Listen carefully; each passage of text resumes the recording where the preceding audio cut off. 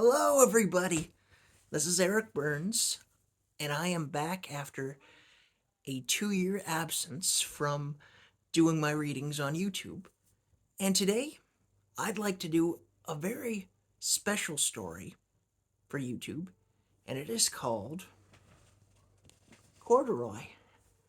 Now, Corduroy is a story by an author named Don Freeman telling the story of a little tiny bear named Corduroy who goes on a very special adventure. And I thought I'd read this to you.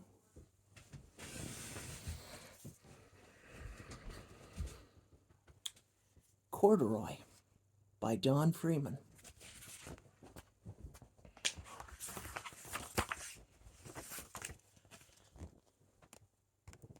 Corduroy is a bear who once lived in the toy department of a big store. Day after day, he waited with all the other animals and dolls for somebody to come along and take him home.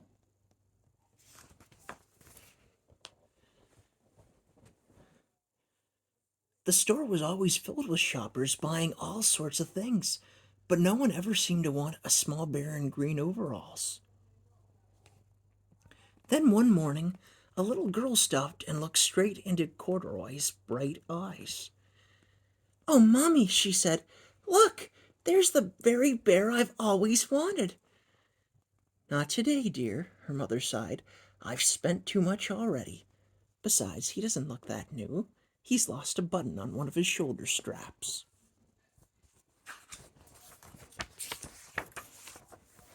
Corduroy sadly watched them walk away.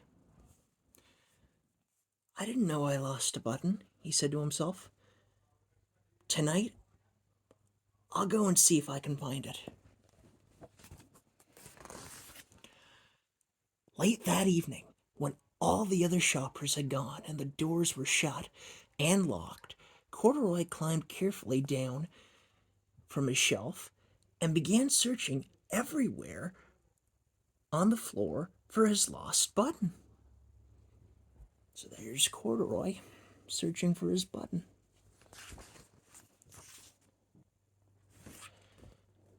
Suddenly, he felt the floor moving from under him. Quite by accident, he had stepped onto an escalator, and up he went.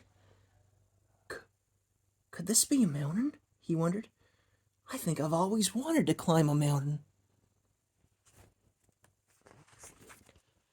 He stepped off the escalator as it reached the next floor. And there, before his eyes, was a most amazing sight. Tables and chairs and lamps and sofas and rows of beds. "This must be a palace," Corduroy gasped. I guess I've always wanted to live in a palace."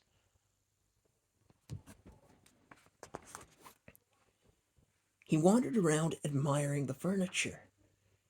"This must be a bed," he said. "I've always wanted to sleep in a bed." And he crawled up onto a large, thick mattress.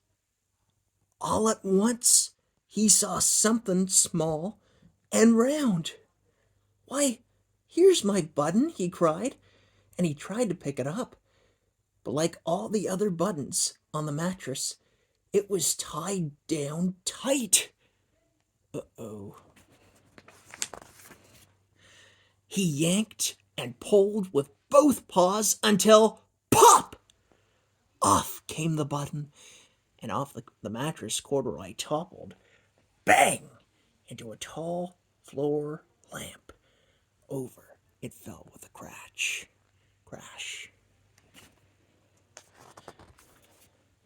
Corduroy didn't know it, but there was someone else awake in the store. The night watchman was going his rounds on the floor above. When he heard the crash, he came dashing down the escalator. "Now, who in the world could have done that?" he exclaimed. "Somebody must be hiding around here."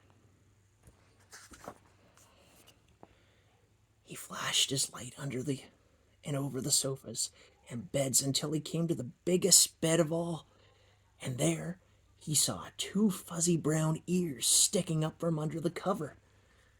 "Hello there," he said. "How did you get upstairs?"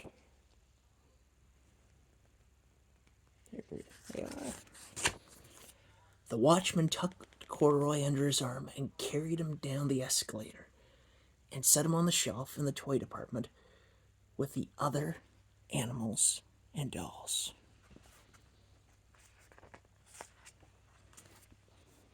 Corduroy was just waking up when the first customers came into the store in the morning.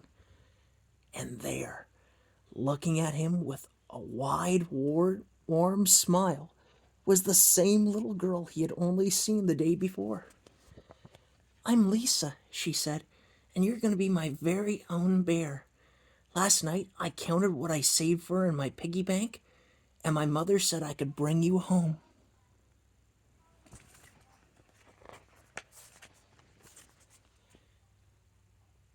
"Shall I put him in a box for you?" the saleslady asked. "Oh, no, thank you," Lisa answered, and she carried Corduroy home in her arms. She ran all the way up the 4 flights of stairs into her family's apartment and straight into her own room. Corduroy blinked. There was a chair and a chest of drawers, and alongside a girl-sized bed stood a little bed, just the right size for him. The room was small, nothing like that enormous palace in the department store. "This must be home," he said. "I know I've always wanted a home." Lisa sat down with Corduroy on her lap and began to sew a button on his overalls. "I like you the way you are," she said, "but you'll be more comfortable with your shoulder strap fastened." "You must be a friend," said Corduroy. "I've always wanted a friend." "Me too," said Lisa, and she gave him a big hug.